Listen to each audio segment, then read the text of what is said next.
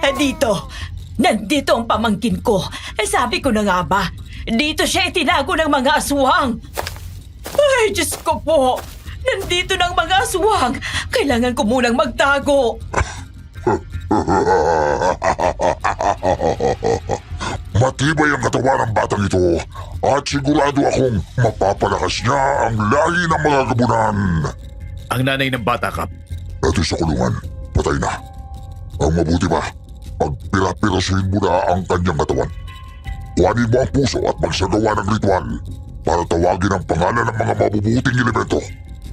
Nakaugalian na natin na kapag kinain mo ang pusong kanilang binasbasan, hindi ka kagad tatanda. Tingnan mo ko, sa edad na 70 ay para lamang akong 50. Ganun yun! Opo, Kap. Ano yun? Sigurado ka bang nasaraduhan mo ng maayos ang selda? Opo, Kap. Sigurado ako. Hindi ko lang po alam kung ano ang yung kumakalabog. Ang mabuti pa ay ating usisain at baka kung anong nangyari. Sige po, Kapitan. Ay, umalis din sila. Shh! Tahan na. Tahan na. Nandito ka sa mga bisig ni Tia. Iligtas ka sa akin. Aalis tayo rito ng ligtas. Kapitan! May babae!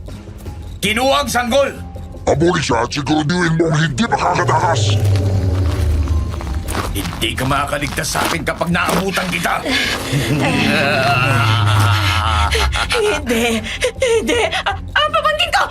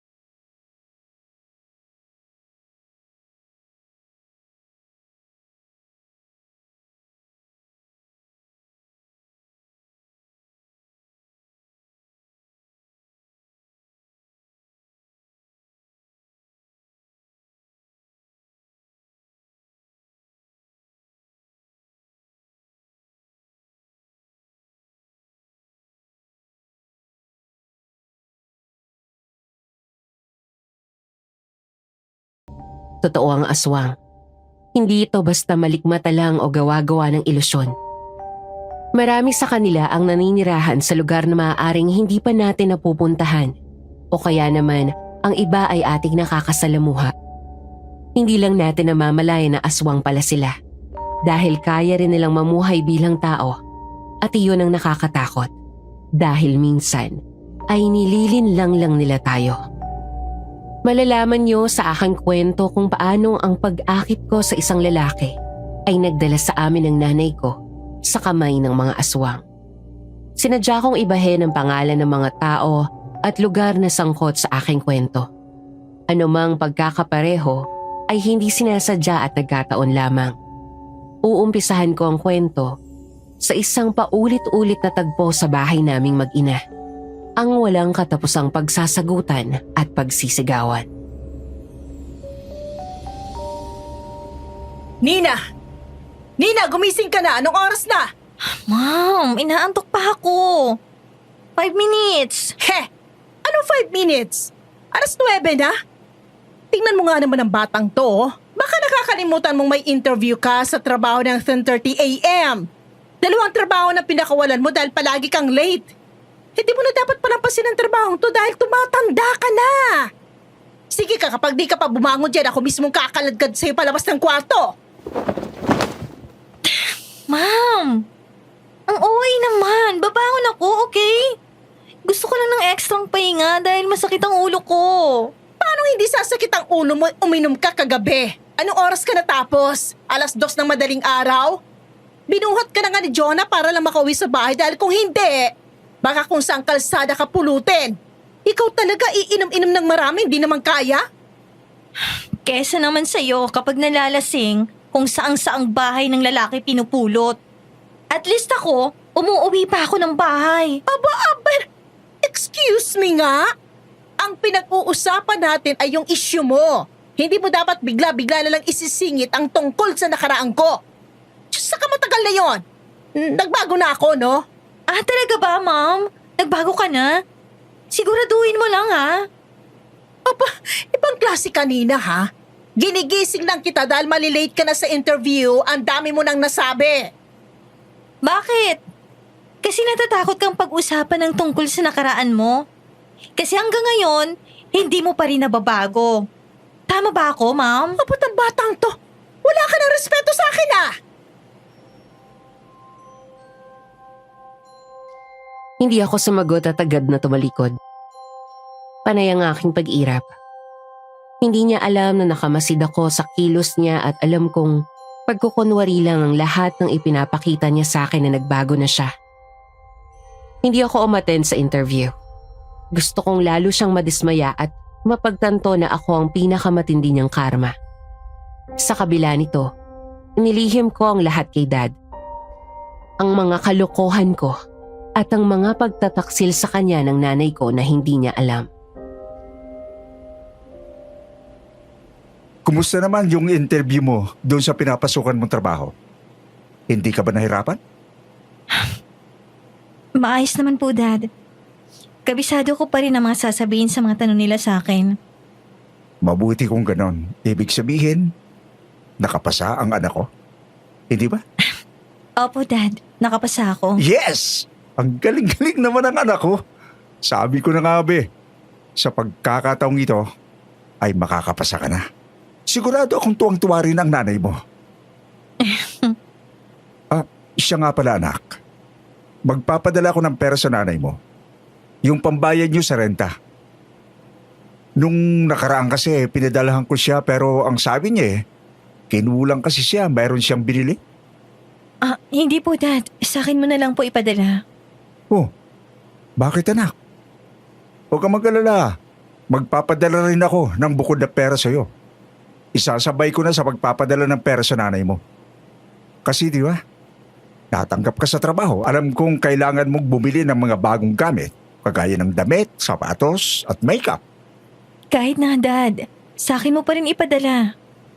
Bakit ba anak? May problema ba? Hindi ba nakakabayad ng renta ang nanay mo? Hindi naman po sa ganon, Dad. Ano po kasi, gusto kong maranasang magbayad ng renta.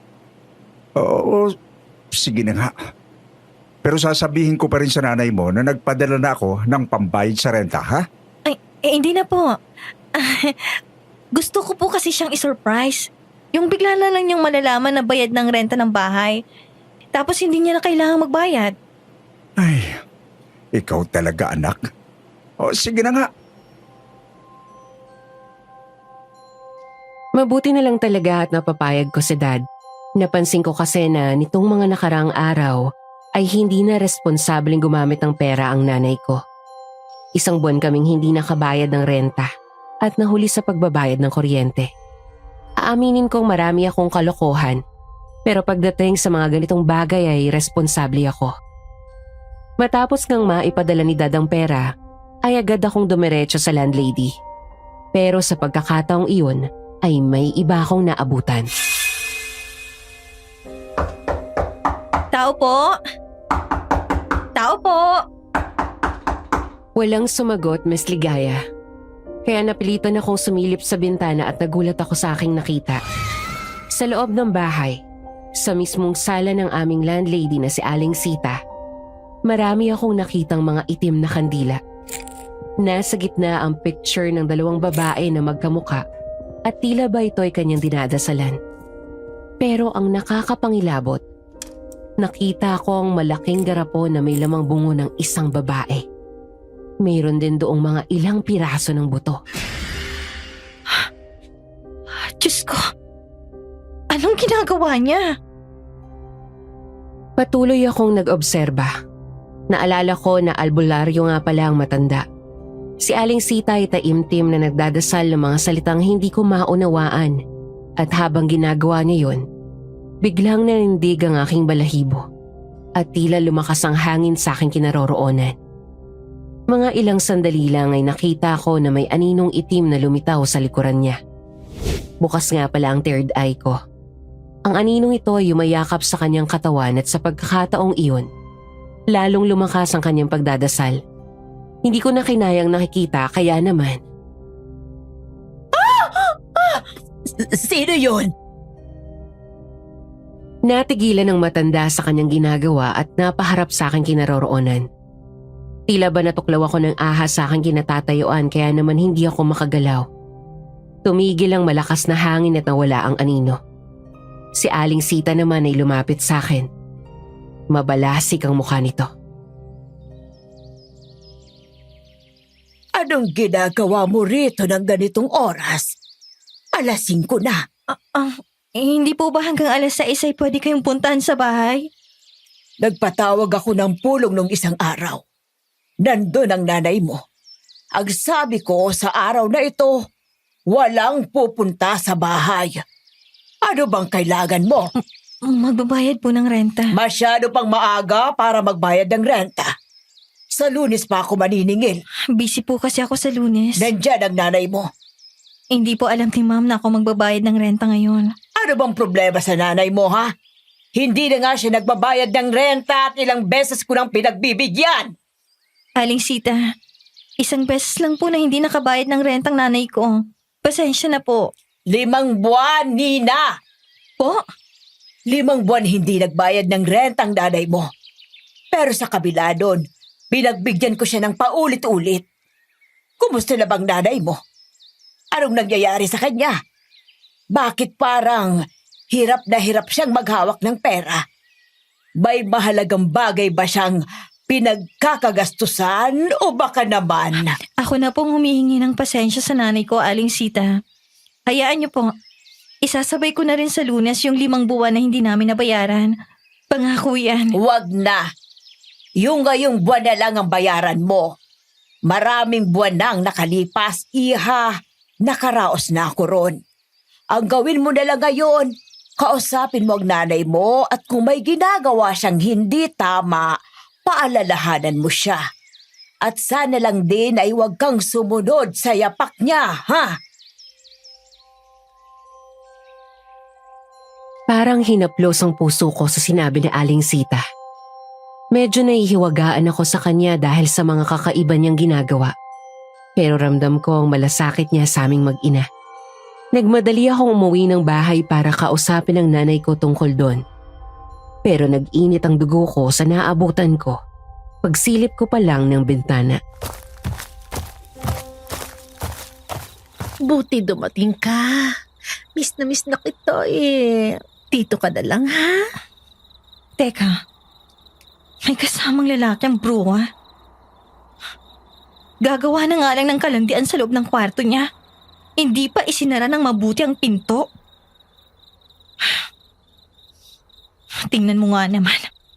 Ang kalit talaga ng katawan ng nanay kong to. Yari ka sa akin pagpasok ko dyan. Nina! Ano ba? Hindi ka ba marunong kumatok? Ay, sorry ha. Naabala ko ba kayo? Hindi kasi kayo marunong maglak ng pinto.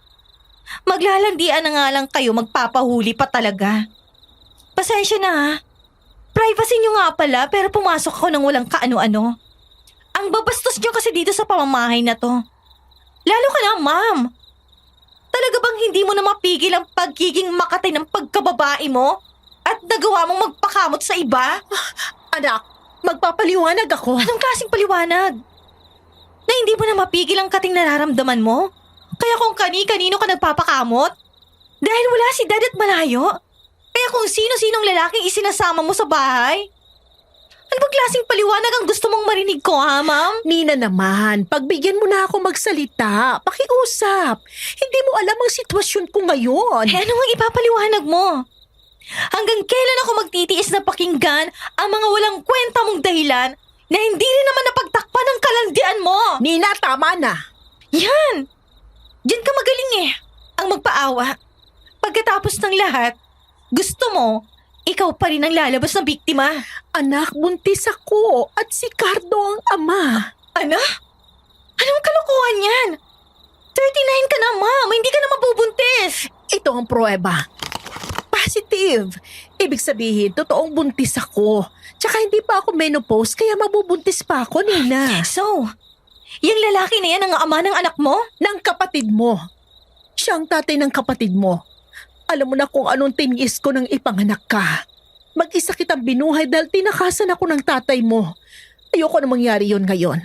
Ayoko nang maranasan niyang naranasan mo noon. Baka nakakalimutan mong may asawa ka, Ma'am. Kasal kayo ni Dad. Matagal nang kumupas ang nararamdaman ko para sa dad mo. Pinakasalan ko lang siya dahil hindi ko alam kung kanino ako lalapit nang walang-wala ako. At ngayon, si Cardo na ang mahal ko. Kailan lang kami nagkakilala, pero sa kanya ko naranasang maging masaya. Yung saya na hindi ko naranasan sa mga iba kong nakarelasyon at kay Romel. Huwag ka mag-alala, konting panahon na lang at makikipaghiwalay na ako sa dad mo para hindi na maging mali ang relasyon namin. So, itatapon mo na lang si Dad ng ganun-ganun na lang? Ma'am, siyang tumulong sa'yo nang walang-wala ka. At siyang nagbigay sa'yo ng pagmamahal na hindi mo naranasan sa iba. Yung iba, lalo na yung tatay ko. Pinakasalan ka ba? Iniharap ka ba sa altar? Hindi, di ba? Tapos nakilala mo lang yung lalaki na yan? Ganun mo na lang siya itatapon? Hindi mo kasi naiintindihan, anak. Nananatili lang ako sa relasyon namin ni Romel dahil wala pa akong ibang makakaramay. Anak, alam mo naman na wala akong pamilya. Ni hindi ko kilala ang mga magulang ko o ang mga kapatid ko.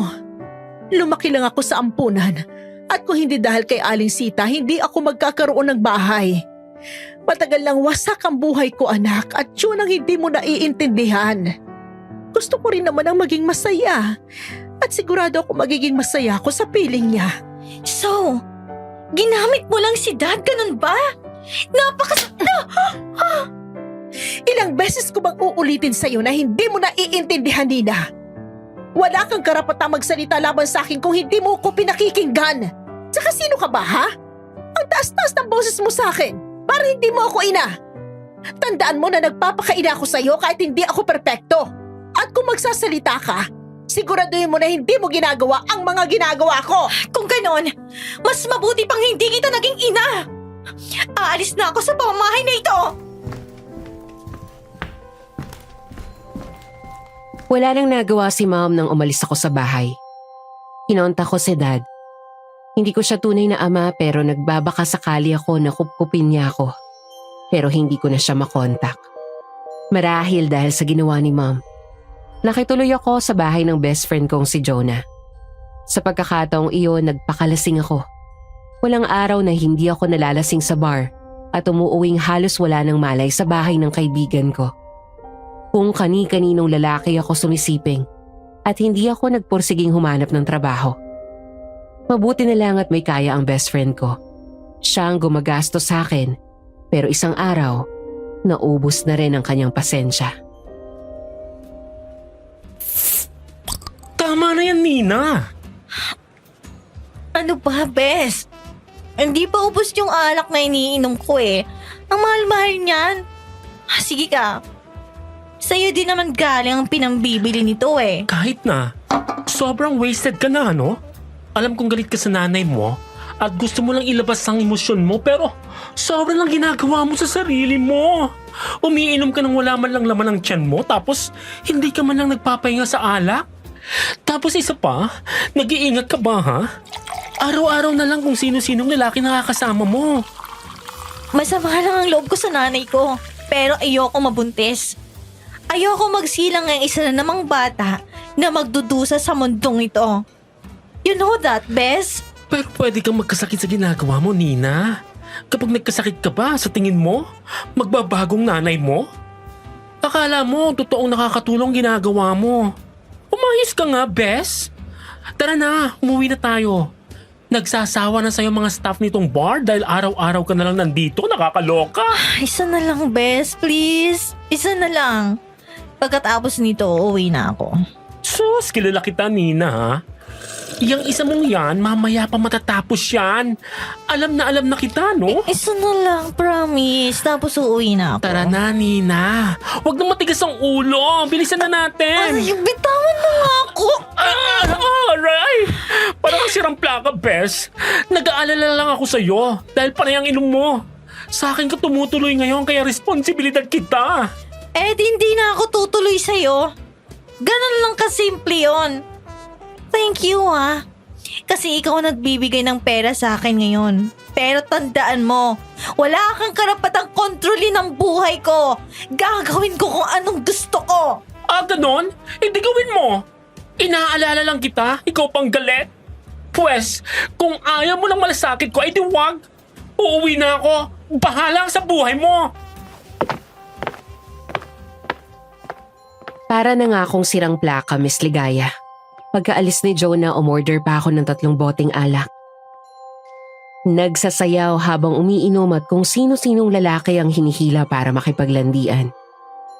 Dahil sa sobrang kalasingan ay kung ano-ano na ang nagagawa ko. Pumasok pa ako sa bar counter at nagbasag ng mga bote. Ito ang dahilan kung bakit pinalabas ako sa loob ng bar at wala man lang nakaisip na ipahatid ako sa bahay ng kaibigan ko. Yan, ganyan kayo eh. Wala kayong malasakit sa akin. Gusto ko lang namang ilabas ang lahat ng sama ng loob ko eh. Masama bang masakpan ako? Dahil hindi pa rin nagbabago ang nanay ko. Sabagay, sabi nga niya parehas lang kami. Sa kanya nga pala ako nagmana. Nahihilo ako. Gusto kong mahiga. Ang sarap dito. Para akong nasa malambot na kama. Matutulog na ako. Miss Ligaya, sa sobrang kalasingan ko, hindi ko na alam kung saan ako nakahiga. Basta ang alam ko lang nakatulog na ako doon sa sobrang kalasingan. Marahil 1 oras din ang lumipas bago ako nagising. Ramdam ko pa rin ang tama ng alak pero nasa wisyo na ako kahit papaano. Nagising na ako na nasa likuran ng isang malaking truck at nagulat ako nang ilinga ang aking mata dahil ako ay nasa isang sukalan. Diyos ko, ano ba itong narating ko? Ang daming lamok dito. Saan ba ito? Puro puno at damo. Wala man lang bahay. Try kong tawagan si... Ay, Diyos ko, ano yun? May mabangis na hayop pa yata sa lugar na ito. Hindi maganda ang pakiramdam ko sa lugar na yon.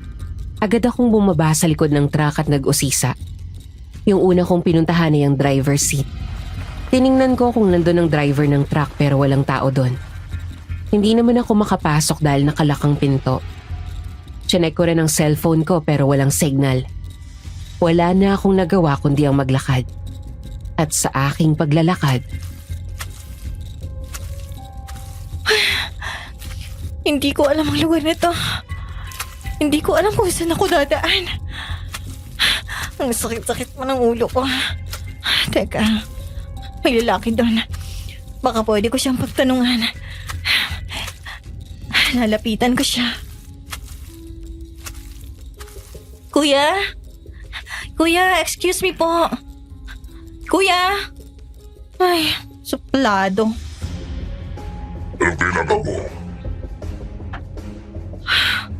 Bakit ganang boses niya? Parang ang weird. Kuya, Alam mo po ba kung saan ang lugar na to? Oo naman. Alam na alam ko. Gusto mo bang ituro ko sa iyo ang daan palabas? Ang kaso, may bayad. Kuya?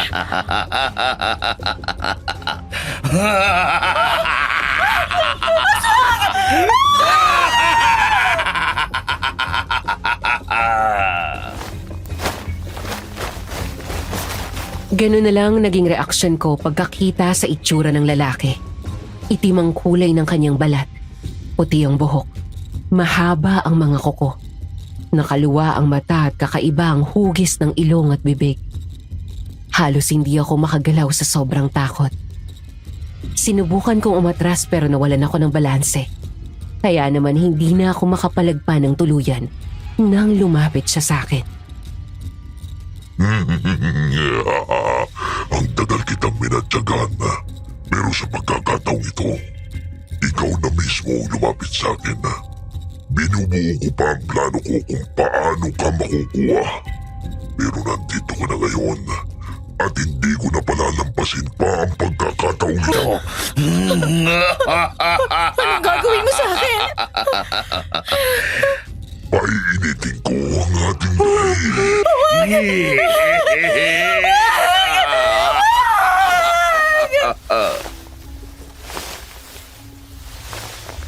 Inalis na ng aswang ang aking saplot at ginawa niya sa akin yung isang bagay na hindi ko nasasabihin. Sinubukan ko namang makawala sa kanya, pero malakas ang kanyang puwersa. Kahit anong lakas ko, hindi ako makaalis. Sobra pa rin ang pagkahilong aking nararamdaman at mga ilang sandali lang, nawalan na ako ng ulirat. Kinabukasan, nang magising ako ay wala na ako sa sukalang iyon. Nakahiga na ako sa kama ni Jonah. Jonah? Bakit gulat na gulat ka? Ngayon ka lang ba nakakita ng magandang Diyosa? Anong ginagawa ko rito? Paano ako nakarating dito? Best naman. Mag-isa kang umuwi. Nakita na lang kita kaninang madaling araw sa may pinto. Ang tapang mong bakla ka, ha? Lasing na lasing ka pero nakauwi ka. Ha? Hindi. Nasa sukalan ako tapos kasama ko yung aswang at... Bakla ka talaga? Anong aswang? Dala lang yan ang kalasingan mo. Tigil-tigilan mo nga yan. Hindi ko rin alam kung paano ako nakauwi pero basta alam ko may hindi magandang nangyari sa akin kagabi. Wala kang maalala kung paano ka nakarating sa bahay? Hindi ko maalala, Bes. Pero ang alam ko lang, may kasama akong aswang. Alam mo, Bes, panaginip lang yan. Ikaw kasi nagpapakalasing ka ng sobra. Kung ano-ano natuloy ang napapanaginipan mo. Hindi ko alam, Bes. Hindi ko alam. Pagkatapos noon, hindi na ako nagpakalasing pa. Pero simula noon ay hindi na ako natahimik. Madalas akong makarinig ng mga kakaibang boses na bumubulong sa aking tenga. Pakiramdam ko may mga aninong nakatingin sa akin. At isang gabi, nang minsang nahuli ng uwi si Jonah.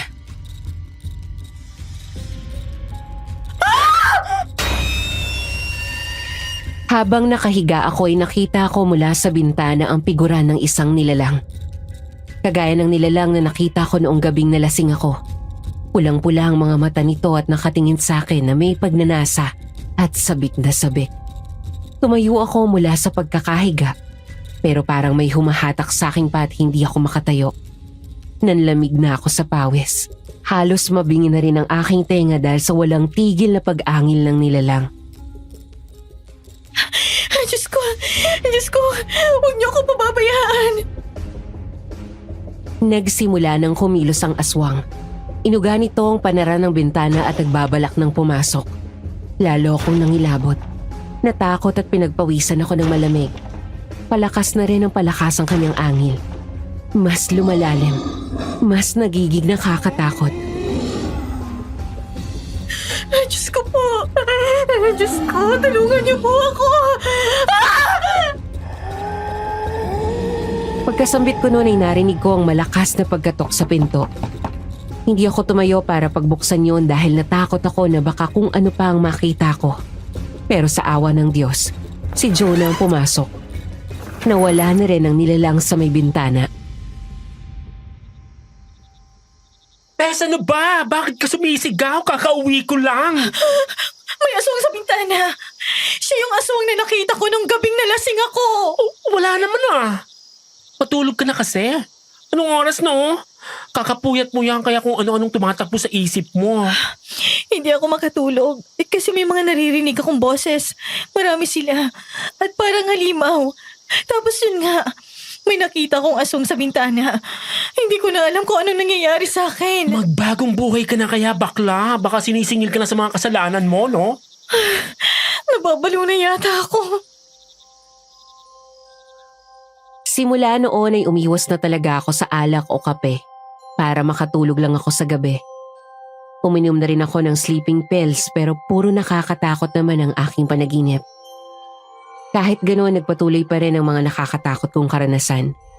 Hanggang sa inaya na ako ng kaibigan ko na magpatingin sa psychiatrist. Hindi na kasi pangkaraniwan ang nararanasan ko. Anong sabi ng psychiatrist? Hallucination daw. Dahil daw sa sobrang stress at gulo ng utak. Lumilika na daw ang utak ko ng mga hindi totoong bagay. Pero pakiramdam ko, totoo ang mga nangyayari sa akin. Bes, seryoso yung pinagdadaanan mo ha?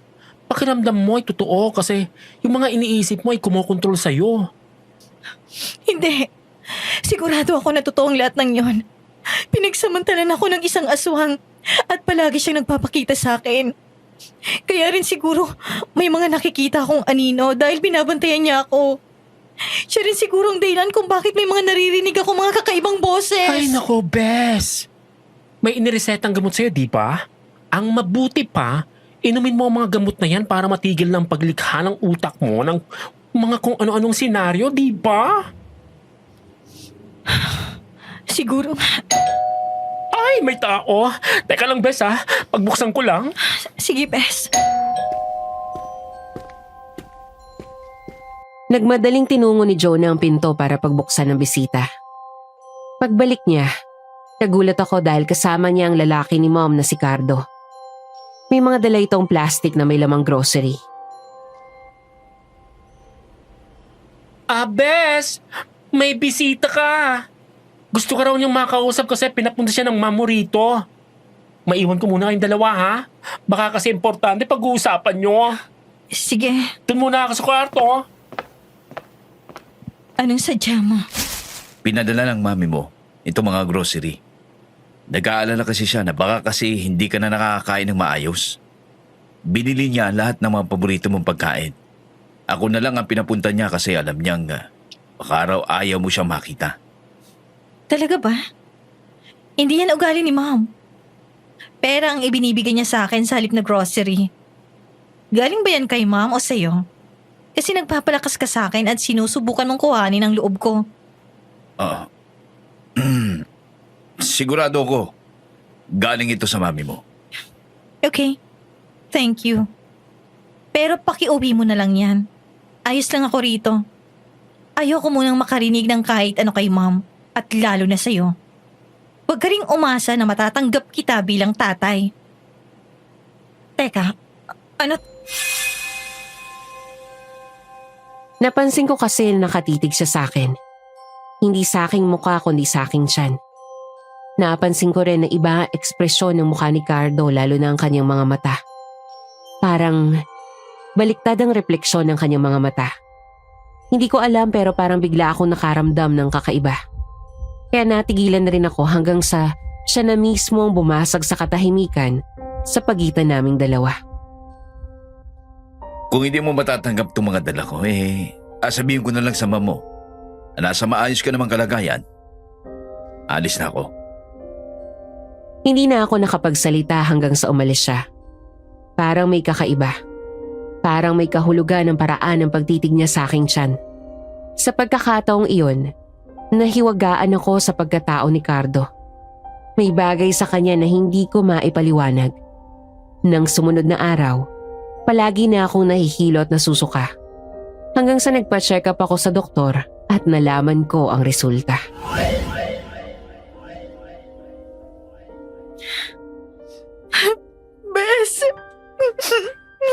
Bes? Bakit ka umiiyak? Ay, teka. Ano yung hawak mo? Positive. Buntis ako. Ano? Sinong ama ng bata? Alam niya na ba yan? Hindi ko kilalang ama ng pinagbubuntis ko. Ano ba yan, Bes? Mahirap yan. Sabi ko naman kasi sa'yo, mag-ingat ka kapag sumisiping ka sa mga lalaki. Baka may time na hindi ka gumamit ng protection. Bes, kilala mo ako. Alam mo kung gaano ko kaayaw na mabuntis. Nagkaregla pa ako pagkatapos ng huli kong siping sa isang lalaki na yung nakilala ko sa bar. Pero ito, Bes, baka hindi hallucination yung aswang na nakita ko nung lasing ako. Baka totoo yun. At totoong ginahasa niya ako. Ibig sabihin, anak ng aswang tong nasa sinapupunan ko. Bes, Bes, hindi ko alam ang gagawin ko. Hindi kaya magiging delikadong buhay ko nito. Bes, hindi totoo ang aswang.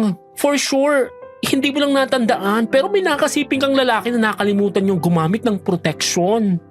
Hindi ko alam, Bes. Hindi ko alam. Ay, halika nga. Yayakapin kita, Bes. Yumakap ako ng mahigpit sa kaibigan ko. Para akong mababaliw ng mga oras na yun. Hindi ko alam ang gagawin. Isang bagay lang ang pumasok sa isip ko. At ginawa ko yon isang umaga. Hindi mo deserve ang mabuhay. Hindi ka anak ng tao. Sigurado ako na nabuo ka dahil sa pagsasamantala sa akin ng isang aswang. Dapat lang sa'yo mamatay. Nangangata lang mga kamay ko hawak ang isang tableta. Napapikit ako ng mariin habang dahan-dahang isinusubo ang tableta. Pero bago ko pa ito nalunok, may narinig akong yapak na papalapit sa aking kinaroroonan. Si Jonah. Hawak nito ang kanyang cellphone. Agad kong itinago ang tableta at pahango siyang lumapit sa akin. Anong ginagawa mo rito? Bes, si tita, ang mom mo. Anong meron sa kanya? Dala niyang mga gamit niya. Makikituloy daw muna siya rito. Ano? Puntahan mo siya. Nandun siya sa sala. Nakakunot ang noo ko na lumabas ng kwarto at dumiretso ng sala. Nakita ko rin si Mom. Putlang-putla ang kanyang labi at nangangatal ang kanyang kamay. Nakalapag sa sahig ang isang travel bag. Oh, anong ginagawa mo rito? Tsaka bakit parang takot na takot ka? Huwag mong sabihin na... Anak, alam kong galit ka sa akin pero nagmamakaawa ako sa iyo. Tulungan mo ako. Si Cardo, nakita ko siyang... Nakita mo siyang ano? Nakita ko siyang naging isang nakakatakot na nilalang. Isang aswang. Itim ang kulay ng kanyang balat. Puti ang buhok, mahaba ang mga kuko. Nakaluwa ang mata at kakaibang hugis ng ilong at bibig. Miss Ligaya, bigla akong namutla. Ang inilalarawan ni Mama ang eksaktong itsura ng nilalang na pinagsamantalahan ako. Pati na rin ang aswang na palaging nagpapakita sa akin. Bigla akong nakalimutan ng galit ko sa nanay ko dahil sumapi sa akin ang kuryosidad. Hindi ka ba namamalik mata? O di kaya naman nagkakaroon ka na ng hallucination, Mom? Hindi anak, sigurado ako. Magaling magtago si Cardo pero nahalata ko na palagi siyang umaalis tuwing gabi. At kagabi nga ay sinundan ko siya. Ilang beses kong pinag-isipan kung totoo ba ang nakita ko pero kanina lang. Nakita ko na naman siya sa likod bahay. Nina anak, hindi ko alam ang gagawin. Alam niya yata na nakita ko siya. Paano kung sundan niya ako tapos patayin ako at itong batang nasa tiyan ko? Hindi ko alam kung ligtas ba ako rito. Ibig sabihin, hindi hallucination yung nakita ko. At totoo ito. Dahil nakikita rin sila ni Mom. Umalis na tayo rito, Mom. Pakiramdam ko, kailangan na nating lumayo at huwag na tayong babalik dito. Sasama ka sa akin, anak? Seryoso ka ba? Pwede bang kalimutan na muna natin yon, Mom? Ang aswang na nakikita mo ay nagpapakita rin sa akin. At pinagsamantalahan pa niya ako. Ang batang dinadala ko ngayon ay anak ng aswang. Buntis ka? At At nabuntis ka dahil pinagsamantalahan ka ng aswang. Hindi ko ito ginusto, Mom. Hindi ko ginusto magkaganito at pakiramdam ko ngayon. Delikado ng buhay natin. Kaya kailangan na nating umalis. Kapag nakalayo na tayo. Bahala na kung anong gagawin natin sa mga nasa tiyan natin. Basta yun ang sunod nating pag-iisipan. Basta ngayon, umalis na tayo. Pakiramdam ko rin, iisa ang ama ng anak natin. Anak, hindi kita naprotektahan. Patawarin mo ko. Wala tayong magagawa, Ma'am. Basta umalis na tayo sa lugar na to. Hindi na tayo ligtas. Sumang-ayon naman si Ma'am sa akin. Agad kong inihanda ang aking mga gamit para sa pag-alis. Nagpaalam na ako kay Jonah. Wala na akong pakailam sa isyu namin ni Mom basta maghahanap kami ng lugar na hindi kami mapupuntahan ng aswang. Hindi ko akalain na aswang palang taong kinasama ko. Magaling siyang magtago at hindi ko akalain na pagsasamantalahan ka niya. Hindi ako sigurado kung si Cardo ang aswang na bumaboy sa akin. Pero ang ipinagtataka ko, bakit parehas tayong pinagtripan ng parehong aswang? Baka kailangan na natin magbagong buhay. Baka may plano ang Diyos kung bakit nangyayari ito. Hindi na ako tumugon. Ayoko pa rin ng emosyonal na usapan dahil may bigat pa rin sa dibdib ko. Basta lalayo muna kami ni Ma'am. Parehas kami ng pinagdadaanan kaya wala akong magagawa kundi sumama muna sa kanya. Makalipas ang ilang minutong paghihintay ng tricycle, sa wakas ay may dumating din at tumigil ito sa amin.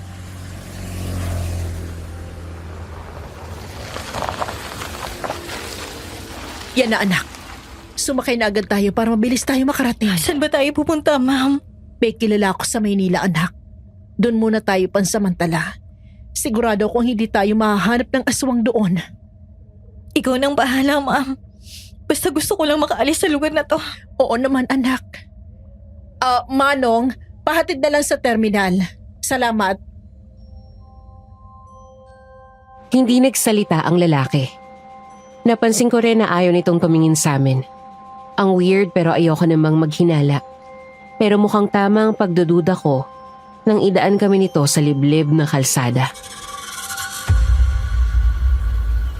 Teka, Ma'am. May daan ba talaga dito papunta sa kabisera? Bakit dito tayo dumaan? Oo nga eh. Ang alam ko kapag sa terminal lang punta, sa highway dumadaan, hindi sa makitid na kalsadang ito. Yun din ang alam ko. Kasi sa kabisera pa yun eh. Manong, mukhang ibang daan tong dinadaanan natin ah. May daan ba talaga rito papunta sa kabisera? Kasi baka mamaya naliligaw pala tayo. Manong! Manong! Kinakabahan na ako. Hindi pa rin nagsasalita ang lalaki. Padilim na ng padilim ang aming dinadaanan. Pasukal na ng pasukal. Nanlalamig na ang aking pawis at natatakot na rin si Mom. Anak, hindi na tama ito. Mukhang may saltik yata itong nasakyan natin. Manong? Manong, ibaba mo na kami! Manong! Nina, mas lalo niya binibilisan ng pagpapaandar. Hindi na talaga tama ito. Anak, ihanda mo ang sarili mo. Tatalon tayo. Huwag mo nang isipin ang bata sa tiyan natin. Hindi natin sila dapat buhayin dahil anak sila ng aswang. Ma'am, si Manong. Ano mayroon kay Manong? Tingnan mo, nagbabago ang kanyang anyo. Ha?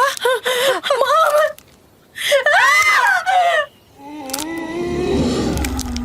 Ang driver ng tricycle ay unti-unting naging aswang.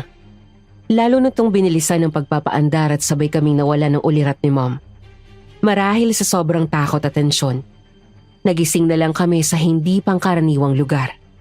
Madilim at ang bumungad sa amin ay ang walang iba, kundi si Cardo. Gising na pala kayo. Cardo? Oo, huwag kayong matakot sa akin. Nandito ako para alagaan kayo. Ano?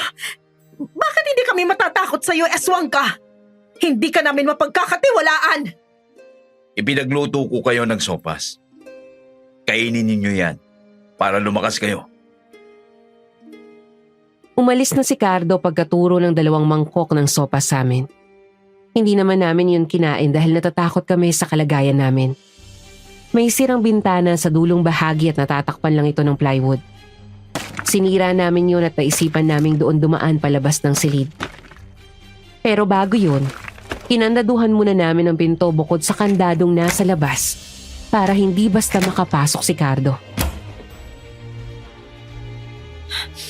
Ma'am, hindi kaya tayo mahuli?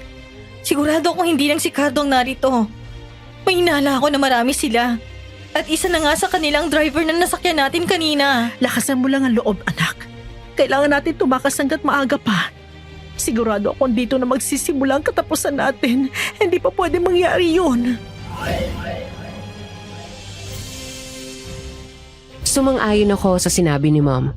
Kaya naman binilisan na namin ang pag-akyat sa bintana para makalabas. Umuna si Mom at sumunod naman ako sa kanya. Inilahad niya ang kamay niya sa akin para kapitan ko. Sa ganoong paraan ay mabilis akong makakababa.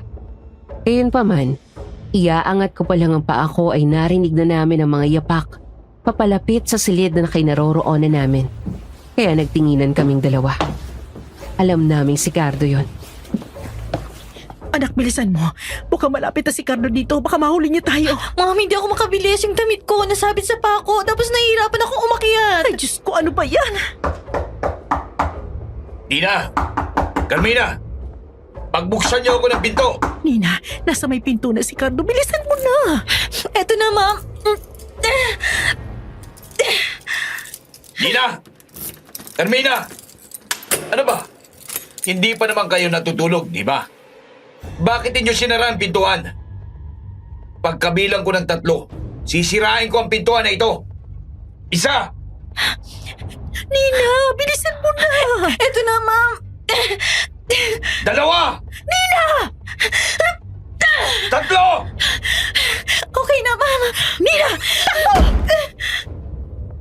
Tumakbo kami nang hindi na lumilingon sa likod kasi alam namin na nahuli na ni Cardo ang aming pagtakas. Nakarating kami sa isang malaking punong kahoy sa di kalayuan na kung saan ay may mga nagkakatipong mga kakaibang nilalang. Tumigil kami sa likod ng punong akasya. May apoy sa gitna nila at nakapaligid ang mga ito na tila ba nagsasagawa ng isang ritual. At alam niyo ba, Miss Ligaya, nakakapangilabot ang aming nasaksihan. Anak, totoo ba yung nakikita ko? Isang babaeng walang buhay yung nasa gitna ng mesa. Yun din ang nakikita ko, ma'am. Isang babae at parang pupugutan siya ng ulo. Oh my God! Oo, Miss Ligaya. Pinugutan ng ulo yung babae. Pagkatapos ay parang manok itong pinagtulungan para sa huri ng dugo.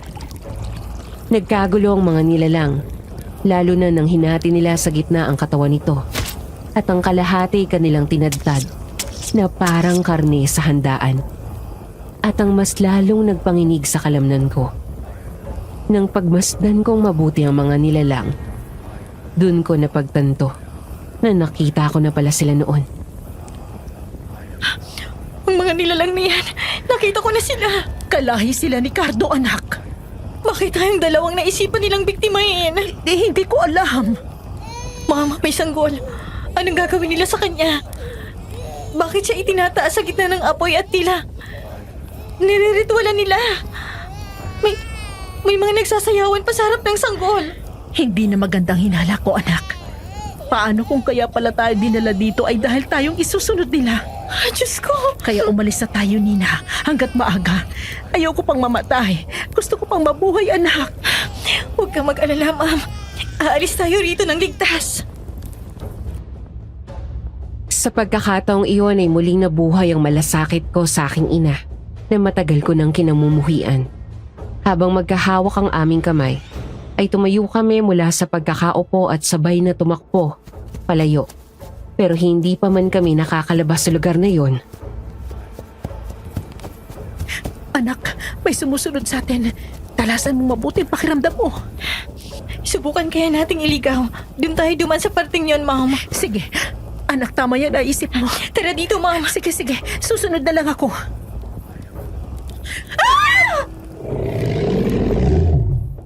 Buong akala talaga namin, Miss Ligaya, makakatakas na kami ni Mom. Pero nang umiba kami ng daan, ay sumalubong agad sa amin ang nilalang. Hindi na kami nakatakbo. At nang lapitan niya kami, ay sabay na nagdilim ang aming ulirat. Nagising na lang kami sa isang madilim at saradong lugar. Nakagapos ng mahigpit ang aming katawan. At sa malapit sa amin, ay nakaupo si Cardo habang nakatalikod. Mom, nasan tayo? Hindi to yung silid na kinaroroonan natin kanina. Hindi ko rin alam, anak. Mom, natatakot ako. Huwag ka matakot. Nandito ako. Sa pagkakataong iyon, parang nawala ang mga galit sa loob ng puso ko. Dahil naramdaman ko na tanging si Mom lang ang aking makakaramay. Gusto naming yakapin ang isa't isa, pero hindi namin magawa dahil sa aming pagkakagapos. Umarap naman sa amin si Cardo at tumingin ito ng tila may gustong sabihin. Siguro, oras na para malaman niyo ang totoo. Anong totoo, Cardo? Ako rin ang ama ng pinagbubuntis ni Nina.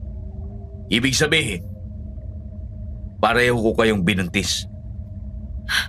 Walang iya ka. Ikaw ang aswang na bumaboy sa akin. Hindi naman sana sa ganong paraan ang balak kong gawin. Pero gaya ng sinabi ko, hindi ko palalampasin ang pagkakataon na ikaw na mismo ang lumapit sa akin. Kaya mo ba kami binuntis dahil may plano kang gawin sa amin? Nakita nyo naman, hindi ba? Niyaan ko kayong makita kung ano ang mangyayari sa inyo. Ang kalahating tao at gabunan ay pinaniniwalaan ng aming angkan na mas malakas kesa pangkaraniwang gabunan. Sila ang magtataguyod ng aming lahi. At anong gagawin niyo sa katawan namin kapag nakapanganak na kami? Ang iyong katawan ay pagsasalo-saluhan namin. At ang iyong kaluluwa ay iaalay sa Diyos na aming sinasamba. Cardo, may ipapakiusap ako sa'yo. Ano yon? Ako na lang ang kunin mo, wag na si Nina. Bata pang anak ko at marami pang mangyayari sa kanya. Hindi ako naging mabuting ina pero mataas ang pangarap ko para sa anak ko. Gusto ko pa siyang magbago at maiba ang buhay sa akin. Mom! Alam kong totoo, anak, at hindi mo ako maluloko. Alam kong iba ka sa akin. May pangarap ka pero dahil sa mga ginagawa ko, pinabayaan mong sarili mo. Isa lang mahihiling ko sa'yo, anak. Kapag nakalabas ka rito, maghanap ka ng trabaho. Mahalin mo ang iyong sarili at huwag ka nang tumulad sa akin na patapon ng buhay. Hindi lang ako ang dapat magbagong buhay dito, Mom, kundi ikaw rin. Parehas tayong hindi pa handang mamatay. Kaya umisip tayo ng paraan para makatakas. Hindi tayo patatalo sa mga aswang na narito. Paano kung sabihin ko sa inyo na kahit ilang beses kayong tumakas, ay hahanapin pa rin namin kayo? Nakatala na ang mga pangalan ninyo sa aming listahan. Ibig sabihin, ang sino mang babae na nasa lina na ng aming binhi ay aming alipin. Kung hindi man namin kayo mahanap, ang anak ninyo ang hahanap sa amin dahil hindi nila mapipigilan ang likas na pagiging isang gabunan. Walang hiya ka! Bakit kami sa lahat ng mga babae? At bakit dinamay mo pang anak ko? Dahil isang lahi lang ng babae ang tinitignan namin. At nagmula kayo sa lahi na yon. Dahil ang inyong mga ninuno ay malalakas na tao. Pinaniniwalaan ng aming lahi na ang mga kagaya ninyo ay makakabuo ng isang makapangyarihan at malakas na gabunan. Pero Cardo, alam ko may pinagsamahan tayo. Naramdaman ko rin ang pagmamahal mo kahit papano. Ibig sabihin, minahal mo rin ako. Kunin mo na lang ang bata sa tiyan namin at palayain mo na kami. Ako ang magbabayad kapag gano'n na nangyari. Parurusahan ako ng aming pinuno. Ako at ang pamilya ko ang kanilang papatayin. Pare-parehas ng tayong nasa hukay ang mga paa. At itong pagiging aswang, ginusto ko ba? Hindi ko ginustong pumatay.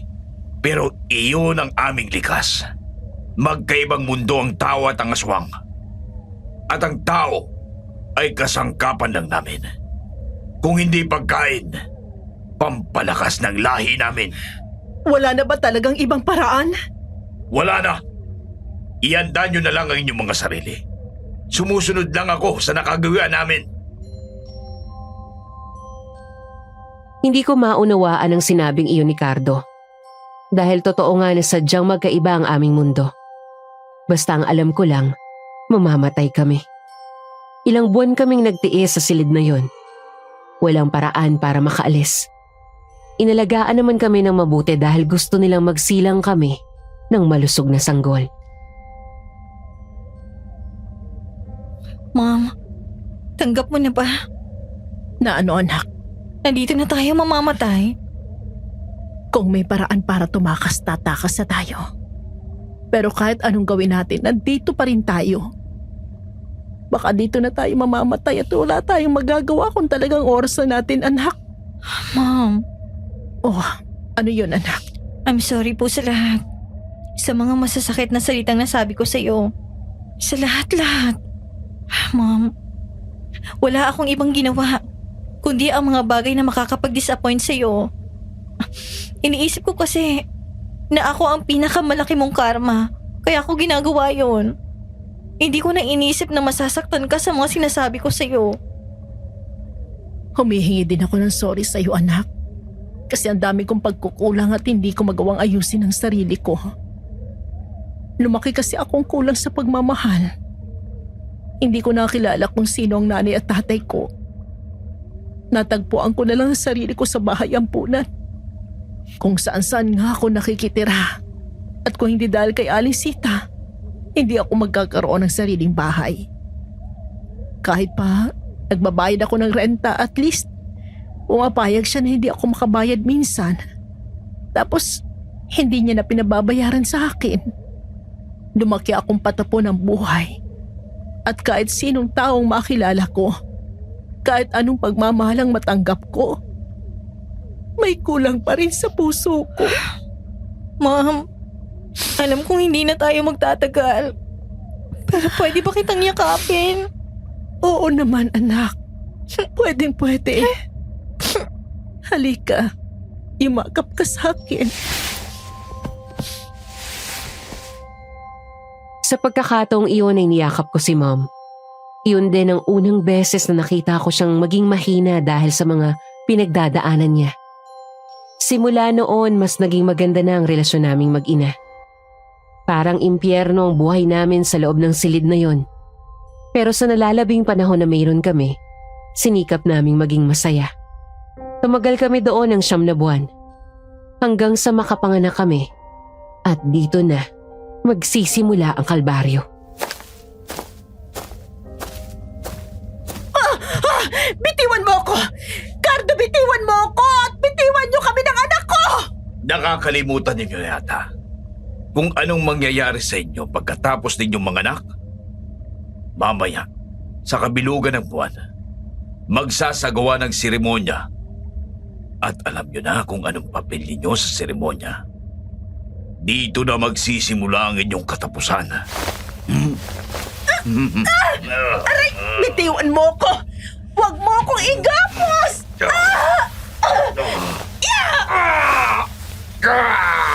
Carmina! Anak, pumalag ka rin sa nangahawak sa'yo. Tatakas tayo rito!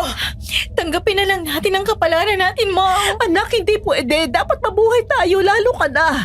Aayusin pa natin ang buhay natin. Magsisimula tayo muli. Babawi pa ako sa'yo, anak. Tumulo ang luha ko sa sinabing iyon ni Ma'am. Bigla akong sinapian ng pag-asa. Binulungan ko si Ma'am. Sinabi ko na magpapagapos muna kami sa loob ng madilim na silid na yon. Pagkatapos ay iisip kami ng paraan. Pumayag naman siya at hindi na kami pumalag sa paggapos sa amin ni Cardo at ng mga kasama niya. Nang umalis ang mga ito, ay nagsimula na kaming mag-isip. May naiisip ka bang paraan, Mom? Nakikita mo ba yung kahoy na yon? Ano pong gagawin natin doon? Pagkikiskisin para makabuo ng apoy. Ginawa na namin yun nung minsan sumama ako sa camping sa bundok. At pagkatapos, tatapunan natin ang mga papel, tuyong tela at plastik na nandito sa loob. Sisikapin din nating masunog ang dingding at makaabot sa labas ang sunog. Paano tayo makakalabas sa ganung paraan, Mom? Nakikita mo bang dingding na yon? Halatang malapit na siyang masira. Habang nagsisimula ako ng sunog, ikaw naman ay binabakbak yun. Nakita ko kanina na masyado itong dulo at walang nagbabantay, kaya sigurado akong walang makakarinig sa'yo. Sigurado ka bang makakatakas tayo sa ganung paraan? Oo, Dina, sigurado ako. Kasi napansin ko na ang likod ng silid na to ay isang sukalan. Ibig sabihin kapag binakbak natin ang dingding, makakalabas tayo. Tapos magkakagulo sila dahil sa sunog. Kaya hindi nila mapapansin ang pag-alis natin. Pumayag ako sa naisip na plano ni Mom. Kaya naman sinimulan na namin. Hindi birong pagkiskis ng kahoy para lang makabuo ng apoy. Matagal na trabaho ito. Kaya naman halos masugat na ang kamay ni Mom.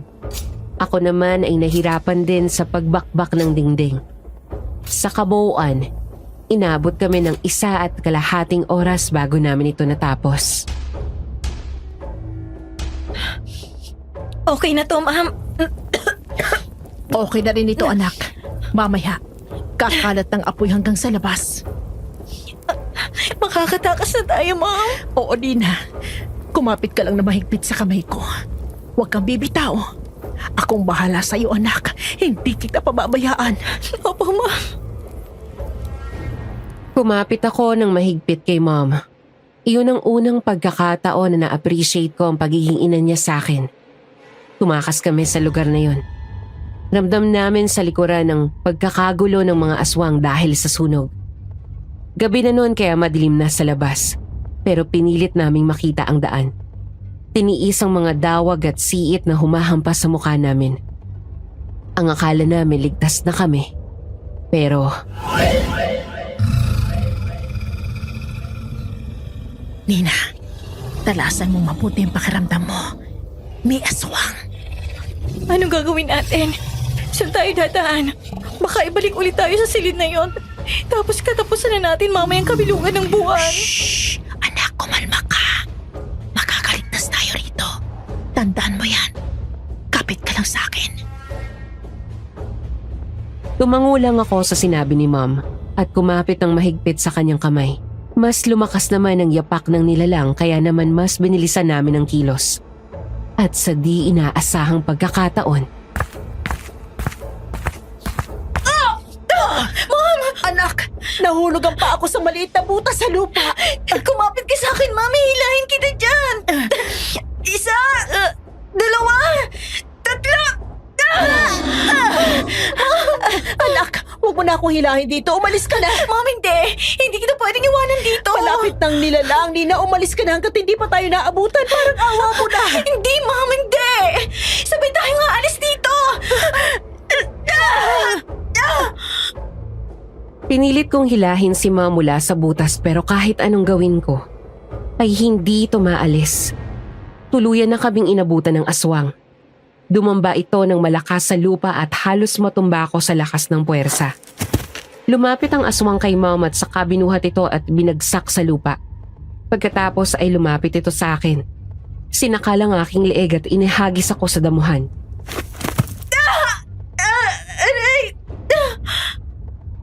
Marahil ginawa iyon ng aswang para manghina kami. At hindi makapanglaban dahil pagkatapos nito, ang isa sa amin ay pinuntahan niya at saka sinakmal. At iyon ay walang iba kundi si Mom.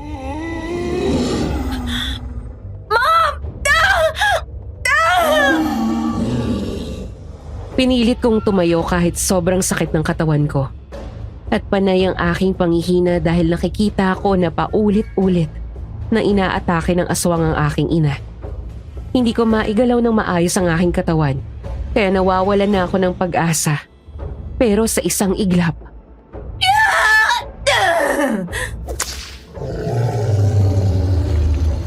ganun na lang ang pagkakagulat ko nang makitang dumating si Aling Sita. Paulit-ulit itong hinampas ng buntot pagi ang aswang. At pagkalaoy may kinuha itong pulbo sa maliit na bag na nakasabit sa kanyang katawan. Kulay ginto. Marahil ito ay mga dinurog na insenso. Napahiyaw ang aswang sa sakit at halos hindi na ito makagalaw. Oo nga pala. albularyong matanda. Tinulungan nitong makabangon si Mom at sunod akong pinuntahan.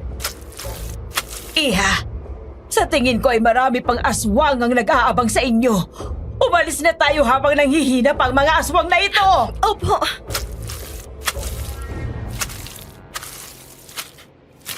Sabay-sabay kaming umalis sa lugar na yon sa tulong ni Aling Sita.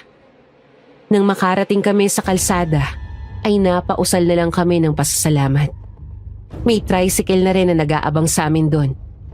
Ewan ko ba pero parang alam ni Aling Sita na nandoon kami sa lugar na yon at napaghandaan niya ang pagliligtas sa amin.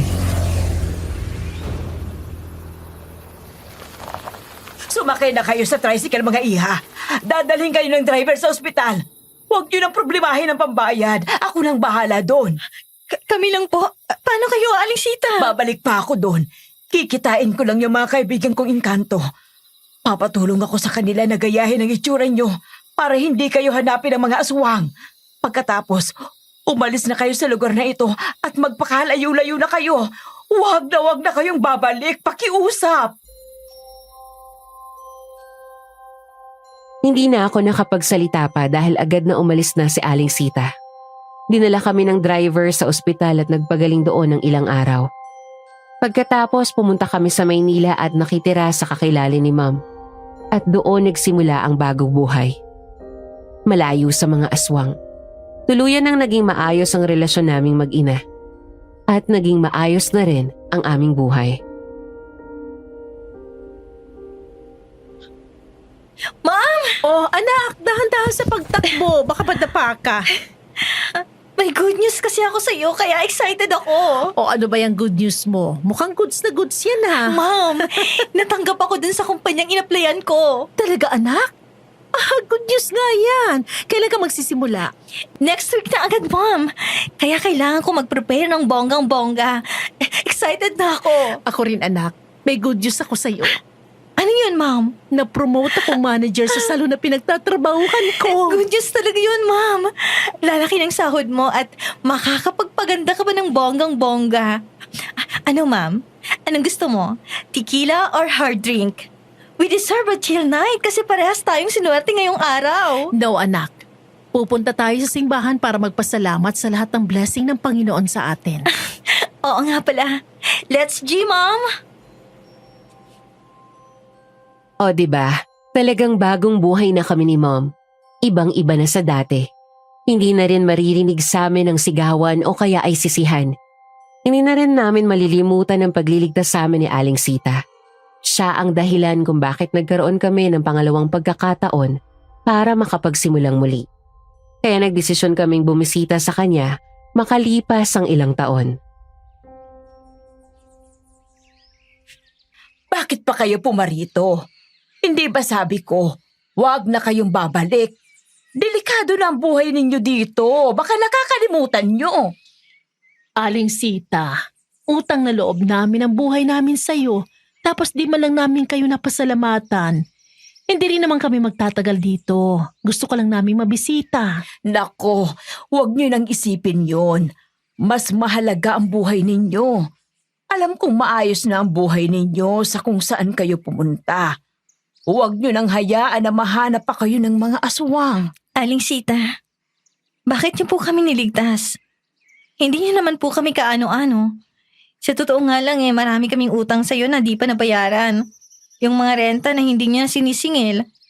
Tapos kayo rin ang tumitingin sa amin kapag minamalas kami o nagkakasakit. Para ko na nga po kayong lola. Nawala lang sa isip namin na isa nga pala kayong albularya. Sana pala bago kami umalis noon naalala ka naming puntahan. Hindi sana kami madadala ng mga aswak sa lugar nila.